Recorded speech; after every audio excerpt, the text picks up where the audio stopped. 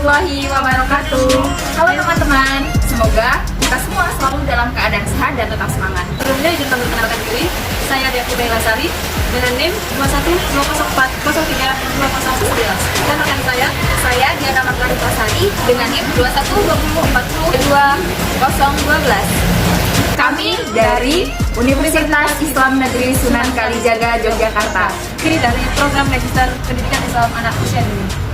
Jadi di sini kita akan berdiskusi tentang apa nih Kak? Tentang pengarahan dan pengembangan organisasi yang berkenaan dengan mata kuliah kewirausahaan dan manajemen lembaga pendidikan anak usia dini yang diampu oleh Profesor Dr. Hajah Erni Nastimi MM. Baik, materi yang pertama mungkin kita akan membahas apa itu organisasi ya Kak ya? Jadi sebelum kita mengarah ke lebih dalam, apa sih Kak sebenarnya organisasi itu? Ya, organisasi itu adalah suatu bentuk kelompok individu dengan struktur dan tujuan tertentu, Kak. Oh, jadi organisasi itu yaitu kumpulan dari individu-individu yang membentuk kelompok sehingga terbentuklah organisasi dari kelompok tersebut ya Kak? Ya, kemudian kan selanjutnya terbentuklah struktur dan tujuan tertentu, Kak. Organisasi itu sendiri di manajemen pendidikan itu apa? Mungkin bisa dijelaskan Kak?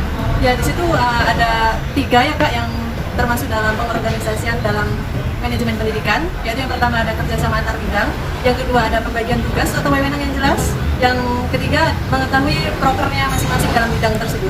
Berarti peran organisasi dalam dunia pendidikan ini sangat penting ya Kak? Sangat penting sekali, Kak. Pengarahan organisasi melalui motivasi itu yang seperti apa, Kak?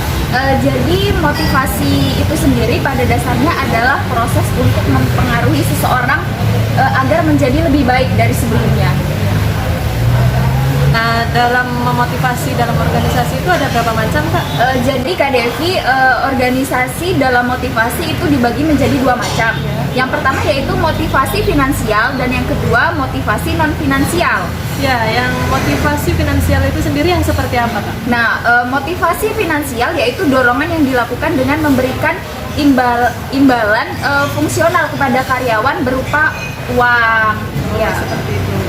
gaji lah. Ya, kemudian yang non finansial sendiri seperti Nah, apa? non finansial yaitu dorongan yang diwujudkan tidak dalam bentuk uang Kak, seperti dalam bentuk pujian, penghargaan dan lain sebagainya. Ya, berarti yang finansial itu kayak bentuk uang gitu ya, Kak? Iya, Non betul. finansialnya Berupa pujian. penghargaan, ya betul.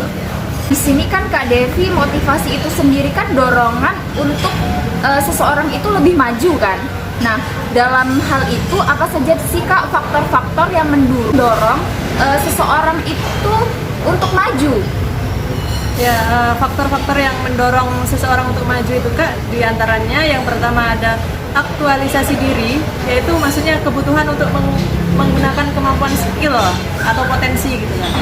Kemudian yang kedua ada penghargaan diri, yaitu maksudnya kebutuhan akan harga diri, kebutuhan yang dihormati dan menghargai orang lain gitu.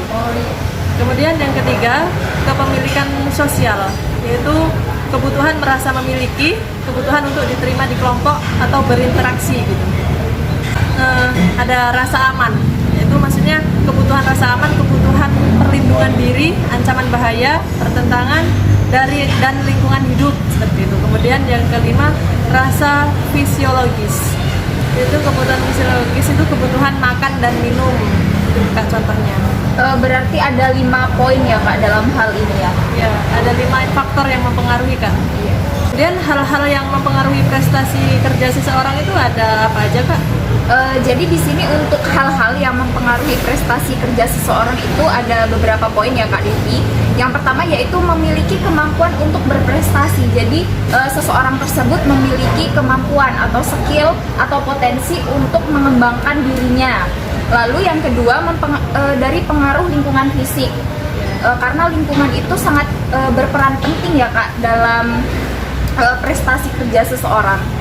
Lalu yang ketiga pengaruh lingkungan sosial terhadap motivasi itu yang berkenaan dengan interaksi sesama teman kerja dan lain sebagainya.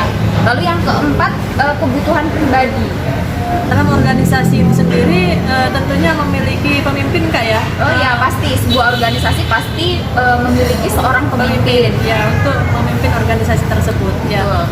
Kepemimpinan dalam organisasi itu yang seperti apa, Kak? Jadi kepemimpinan dalam organisasi, contohnya di sini di dunia pendidikan ya kak ya, adalah suatu kegiatan memimpin yang di dalamnya ada kegiatan manajemen dan administrasi yang bertujuan untuk memfasilitasi pertumbuhan dan perkembangan anak. Itu untuk bidang lembaga pendidikan anak usia dini ya kak. Di sini saya mencontohkan dalam hal itu. Lalu agar apa tujuannya? Agar anak itu dapat berkembang dan tumbuh secara optimal seperti itu. Artinya di sini sosok seorang pemimpin itu sangat penting, sangat berarti ya kak dalam organisasi. Iya betul sekali, karena memang struktur organisasi itu sendiri kan adanya pemimpin, adanya anggota. Lalu Kak Depi, di sini kan dalam organisasi tentunya ada interaksi nih antara pemimpin dan anggota. Nah, dalam hal ini langkah apa sih yang dilakukan pemimpin dalam menumbuhkan motivasi nih dalam diri anggotanya? Baik, langkah yang dilakukan pemimpin dalam menumbuhkan motivasi anggota dalam organisasi itu ada beberapa ya kak ya. Mungkin bisa dijelaskan kak?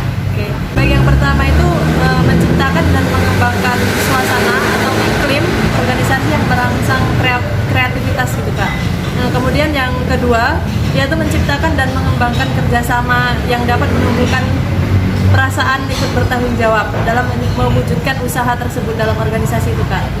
Kemudian yang ketiga itu merumuskan tujuan yang menyentuh kepentingan bersama, diiringi dengan usaha memasyarakatkannya di lingkungan anggota organisasi. Jadi langkah-langkah yang dilakukan pemimpin dalam menumbuhkan motivasi dalam organisasi itu ada 3 kak, diantaranya yang sudah saya jelaskan. Oh, jadi artinya dari ketiga pokok Tersebut itu saling berkaitan kak. di situ saya dapat menyimpulkan bahwa memang pemimpin ini harus mampu menciptakan kondisi atau suasana yang positif di dalam sebuah organisasi tersebut. Iya kak, benar sekali. Kita melihat ya di suatu organisasi yang berkembang saat ini, tentunya pasti ada kak sebab-sebab anggota organisasi itu tidak kreatif dan tidak inovatif gitu, kurang dalam hal itu. Nah itu sebenarnya sebab utamanya itu apa kak? Itu sebenarnya ada beberapa sebab ya kak ya. Yang pertama itu suasana organisasinya sendiri.